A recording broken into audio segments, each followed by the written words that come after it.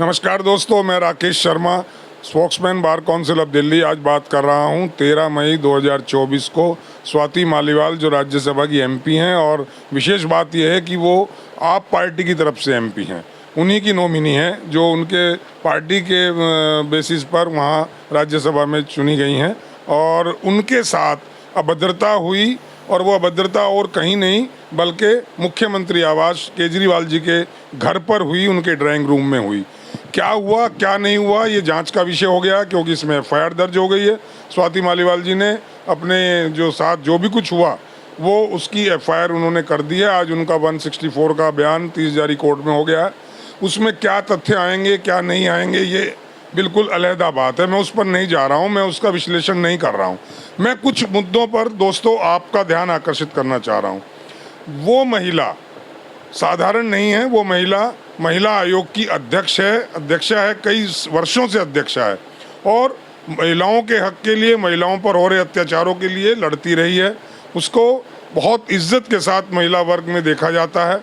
दूसरी बात, वह अपने पार्टी के कन्वीनर और दिल्ली के मुख्यमंत्री श्री अरविंद केजरीवाल जी से मिलने उनके घर पर गई, और उनके साथ कथित तौर पर जो बुरा बर्ताव हुआ, जो मारपीट हुई, जो उनके साथ अभी पता लगा है कि 354B की भी सेक्शन उनको लगा दिया गया एफआईआर में, और 308 भी लगा दिया गया।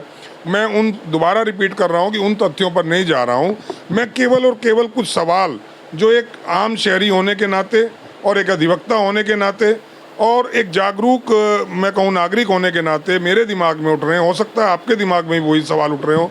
दोस्तों, सवाल ये है कि मेरे घर पर मेरे किसी आए हुए मेहमान के साथ, या जो मुझसे मिलने आया है उसके साथ, मेरे घर का अगर कोई नौकर, मेरे घर का कोई मेरा असिस्टेंट या कोई भी सदस्य अगर बदतमीज़ी करता है, अगर बुरा व्यवहार करता है, और यहाँ तक कि मारपीट करता है जैसा कहा गया है, तो क्या मेरा फ़र्ज मौन रहना है?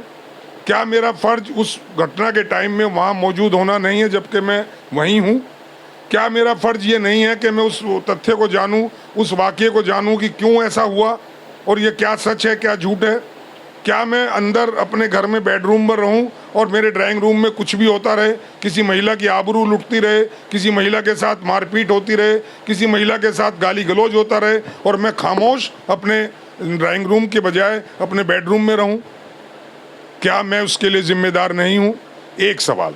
दूसरा अहम सवाल, मेरे नौकर या मेरे पीएस, जैसा बताया गया कि केजरीवाल के जो प्राइवेट सेक्रेटरी हैं, निजी सचिव हैं, उन्होंने उनके साथ बदतमीजी की, उनकी उनसे क्या दुश्मनी हो सकती है? एफआईआर में लिखा गया कि बिना किसी प्रोवोकेशन के उन्होंने उनको थप्पड़ मारने शुरू कर दिए। दोस्तों, जरा सोचना, मैं बहुत सोच रहा था दोपहर से, इसलिए आपसे आज साझा कर रहा हूँ कि मेरे घर पर आए हुए किसी मेहमान पर मेरे घर का नौकर अचानक ड्राइंग रूम में बैठे उस शख्स के ऊपर थप्पड़ और घूंसों की बरसात करता है, लाते मारता है। वो क्यों मारेगा? या तो मैं कहूँगा मेरे इशारे पर ऐसा होगा, या उसकी कोई निजी दुश्मनी पुरानी रही होगी, उसने देखा कि वो महिला अकेली है और उसने उसको पीटना शुरू कर दिया, या उसके साथ दुर्व्यवहार शुरू कर दिया, गाली गलौज शुरू कर दी। दोनों में से कोई एक बात तो सच हो सकती है ना दोस्तों।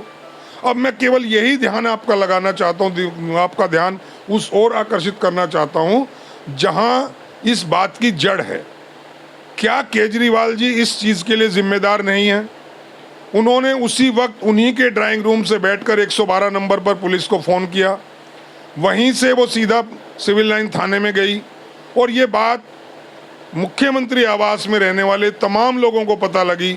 तो क्या बेडरूम में लेटे हुए केजरीवाल जी को, जिन्होंने उनको कहलवाया था कि मैं आ रहा हूँ, वो उनसे ही मिलने गई थी, वो किसी और से मिलने नहीं गई थी, तो क्या उनके संज्ञान में ये बात नहीं आई होगी? और अगर उस वक्त वो मान लें, हम उनकी बात मान लें, उनके 100 झूठ के साथ एक झूठ ये भी मान लें कि उन्हें पता नहीं लगा, तो क्या ये बात उनके बाहर आने के बाद जब पूरे देश को पता लग गई, क्या उनको नहीं पता थी? और अगर उन्हें पता था तो उन्होंने क्यों अपने उस निजी सचिव के साथ कार में सफ़र किया, लखनऊ तक गए या इधर उधर कहीं भी गए? उन्होंने एक बार भी ये पूछने की जहमत नहीं उठाई कि तुम्हारे साथ क्या हुआ या तुमने उनके साथ क्या किया? क्या ये गुनाहगार को बचाने की साजिश नहीं है? क्या ये प्रोवोकेशन नहीं कह सकते इसको कि उन्हीं के कहने से सब कुछ हुआ हो? क्या ये सवाल आपके दिमाग में नहीं आ रहा दोस्तों? सवाल ये है कि एक महिला, साधारण नहीं, मैं दोबारा रिपीट कर रहा हूँ, साधारण महिला नहीं, एक राज्यसभा की सदस्य, और राज्यसभा की सदस्य भी केवल किसी दूसरी पार्टी की नहीं, उसी पार्टी की जिस पार्टी के मुख्यमंत्री हैं उन्हीं के घर वो जाती है। क्या ये साधारण बात है? क्या ये केवल मार पिटाई का मामला बनेगा?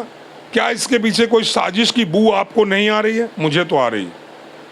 मामला चुनावी दौर का चल रहा है, मैं इसको किसी पार्टी पॉलिटिक्स में नहीं ले जाना चाहता, मैं किसी पार्टी के खिलाफ नहीं हूँ, किसी पार्टी के फेवर में नहीं हूँ, लेकिन हाँ, मैं एक बात के बिल्कुल विरोध में हूँ कि अगर किसी महिला पर किसी भी तरह का अत्याचार होता है, उसके साथ दुर्व्यवहार होता है, तो हम सबको एक आवाज में, एक स्वर में बोलना चाहिए, उसके विरोध में बोलना चाहिए। क्या उसको बचाने वाला आदमी उतना ही बड़ा गुनहगार नहीं है उसके दोषी को? क्यों उसके ऊपर आज 18-17 तारीख को, 17 मई को उनका बयान हो रहा है, कल रात को उनके खिलाफ जो है एक्यूज के खिलाफ एफआईआर हुई।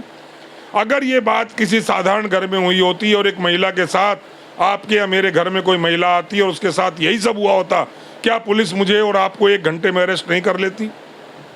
क्या यही मुख्यमंत्री बहुत बड़ी बड़ी बातें करके और दुनिया भर की आश्वासन नहीं दे दिए होते उस महिला को? ये महिलाओं का साथ देने का, दम्भ भरने वाले, महिलाओं का उद्धार करने वाले, महिलाओं को फैसिलिटीज देने वाले, महिलाओं के हितों की बात करने वाले, ये सब दम्भ की बातें नहीं है, ये सब झूठ और दिखावे की बातें नहीं है। इससे सिद्ध नहीं होता है दोस्तों। क्या आप इसको कुछ गहराई से ले रहे हैं? इसको आप गहराई से लें।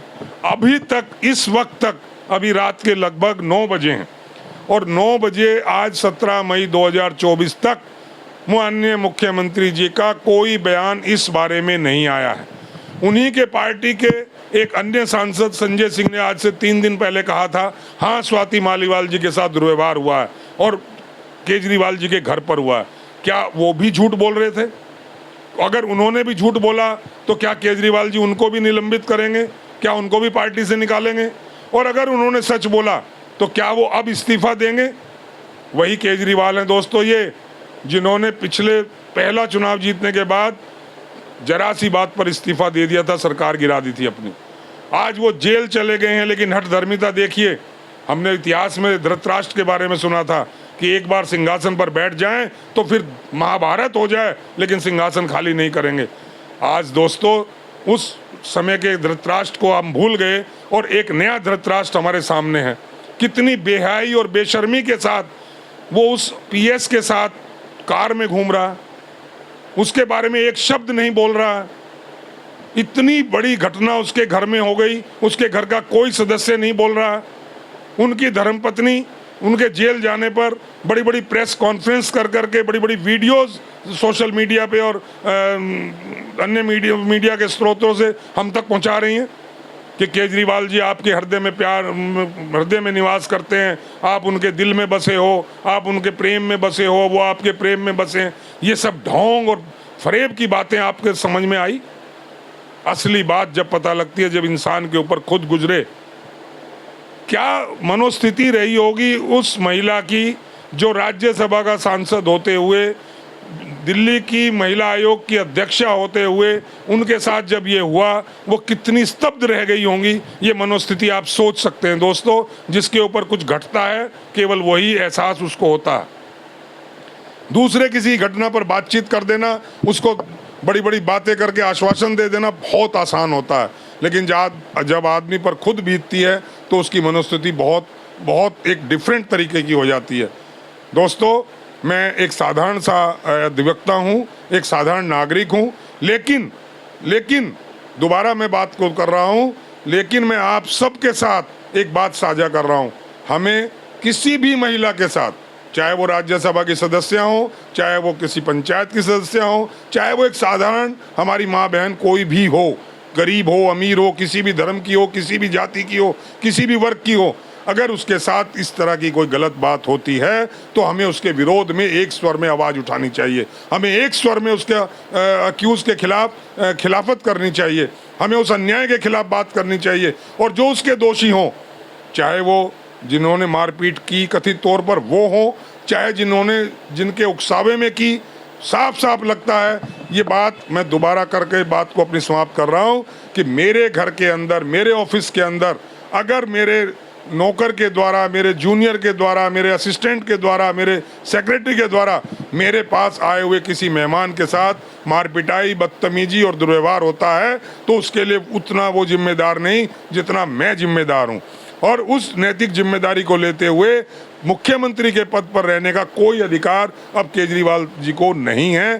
फिर भी बेशर्मी और बेहयाई की कोई सीमा नहीं है। हम भी देखेंगे कल क्या होगा, आप भी देखेंगे क्या होगा, दिल्ली की जनता देखेगी क्या होगा, भारत की जनता देख रही है क्या होगा, और हम सब कल तक, परसों तक और चुनावी नतीजों तक इसका रिजल्ट बहुत अच्छे से देखेंगे। दोस्तों, आज के लिए इतना ही। मेरे मन में आक्रोश था, आपसे साझा किया। अगर कोई शब्द मेरे मुंह से किसी की भी गलत निकला हो तो उसके लिए क्षमा चाहता हूँ, लेकिन बस यही है कि विरोध होना चाहिए हर गलत काम का, हर गलत चीज़ का, हर गलत हरकत का विरोध होना चाहिए। दोस्तों, आज के लिए इतना ही। कल फिर बात करूंगा इसी मुद्दे पर। अभी तक के लिए इतना ही। जय हिंद।